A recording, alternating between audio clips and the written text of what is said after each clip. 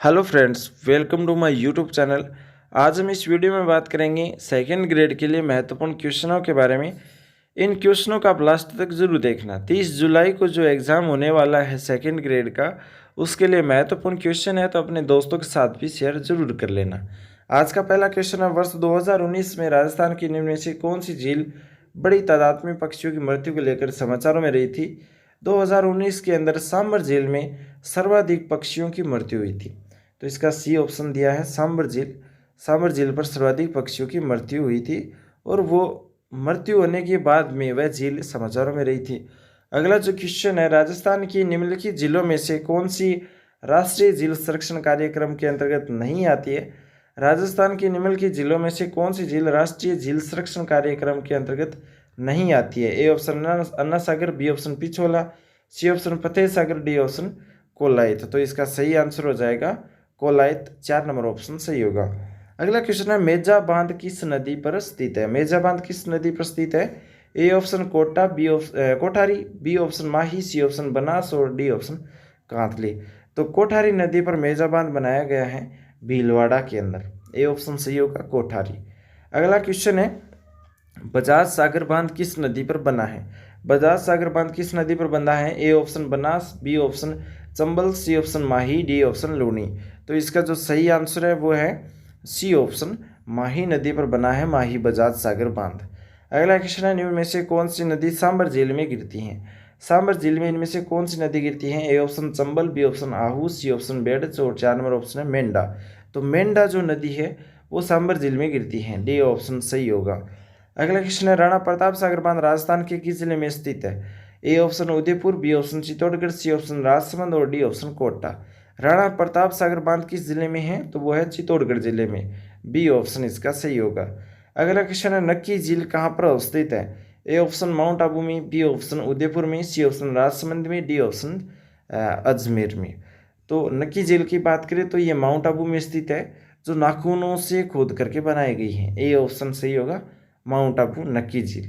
अगला क्वेश्चन है, राजस्थान की निम्नलिखित झीलों में से कौन सी झील राष्ट्रीय झील संरक्षण कार्यक्रम NLCP के अंतर्गत नहीं आती है? NLCP के अंतर्गत नहीं आती है।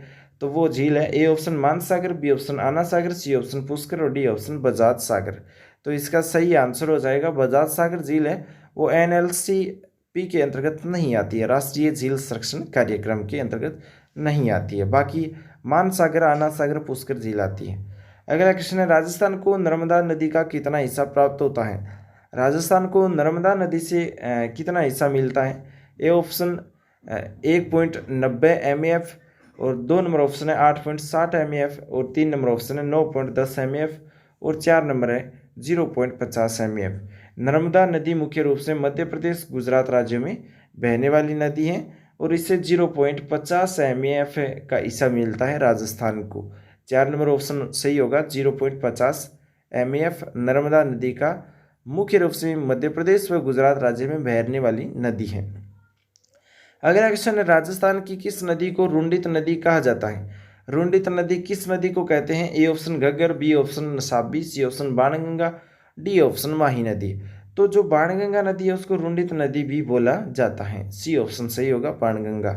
अगला क्वेश्चन है, निम्नलिखित में से कौन सी नदी आंतरिक अपवाह से संबंधित नहीं है? कौन सी नदी आंतरिक अपवाह से संबंधित नहीं है? A option Sabi, B option Ghaggar, C option Kakni और डी ऑप्शन है सागी। तो इसका जो सही आंसर हो जाएगा सागी, जो आंतरिक अपवाह से संबंधित नहीं है। साबी भी है, घग्गर भी है, काकनी भी है, तीनों आंतरिक अपवाह की नदियां हैं, लेकिन सागी आंतरिक अपवाह की नदी नहीं है। 4 नंबर ऑप्शन सही होगा।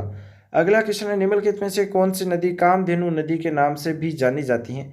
कामधेनु नदी के नाम से भी जानी जाती है। A option Sabarmati, B option Chambal, C option Banas, D option Mahi. तो इसका सही आंसर हो जाएगा चंबल नदी है, वो कामधेनु नदी के नाम से भी जानी जाती है। बी ऑप्शन सही होगा। अगला क्वेश्चन है, निम्नलिखित में से कौन सा किला सूखड़ी नदी के दाहिने किनारे पर बसा हुआ है? कौन सा किला है जो सूखड़ी नदी के दाहिने किनारे पर बसा है? ए ऑप्शन सिवाना का किला, बी ऑप्शन जालोर का किला, सी ऑप्शन जैसलमेर का किला और डी ऑप्शन है गागरोन का किला। तो इसका सही आंसर हो जाएगा 2 नंबर ऑप्शन जालोर का किला। अगला क्वेश्चन है, उदय सागर झील में जल प्रवाहित करने वाली नदी कौन सी है? उदय सागर झील में जल प्रवाहित करने वाली नदी कौन सी है? A option Parvati, B option Kothari, C option Ayad और डी ऑप्शन गोमती। तो इसका सही आंसर हो जाएगा आयड नदी उदय सागर झील में जल प्रवाहित करने वाली नदी है। 3 नंबर ऑप्शन सही होगा आयड। अगला जो क्वेश्चन है, निम्नलिखित में से कौन सा जोड़ा सुमेलित नहीं है वो हमें देखना है। सहायक नदी दी गई है, एक तरफ मुख्य नदी दी गई है। बांडी नदी बेड़स नदी की सहायक नदी नहीं है। मासी नदी बनास की है। सागी लुणी नदी की सहायक नदी है। कुराल है वो चंबल की सहायक नदी है। लेकिन 1 नंबर ऑप्शन इसका सुमेलित नहीं है कि बांडी नदी बेड़स नदी की सहायक है, गलत है। अगला क्वेश्चन है, कौन सा स्थानीय स्वशासन निकाय सरकारी योजनाओं की कार्यान्वयन और निष्पादन हेतु कार्य करता है? तो वह है जिला परिषद। नवीन व्यवस्था में जिलाधीश जिला ग्रामीण विकास अधिकरण का एक अध्यक्ष होता है। नवीन व्यवस्था में जिलाधीश जिला ग्रामीण विकास अधिकरण का एक अध्यक्ष होता है। अगला क्वेश्चन है, सेकंड ग्रेड में पूछा गया क्वेश्चन है, संविधान की 11वीं अनुसूची में पंचायत से संबंधित है। तो पंचायत से संबंधित है 29 मद। संविधान की 11वीं अनुसूची से पंचायत के 29 मद संबंधित है। अगला क्वेश्चन है, पंचायती राज संस्थाओं के प्रत्येक पद पर चुनाव लड़ने की न्यूनतम आयु कितनी होती है? 21 वर्ष। पंचायती राज में अगर कोई भी चुनाव लड़ना है तो उसकी न्यूनतम आयु 21 वर्ष होती है। जिला आयोजन समिति में निर्वाचित पदेन सदस्य कितने होते हैं? जिला आयोजन समिति में निर्वाचन व पदेन सदस्य होते हैं 20 और 3। निर्वाचित होते हैं 20 और पदेन सदस्य होते हैं 3।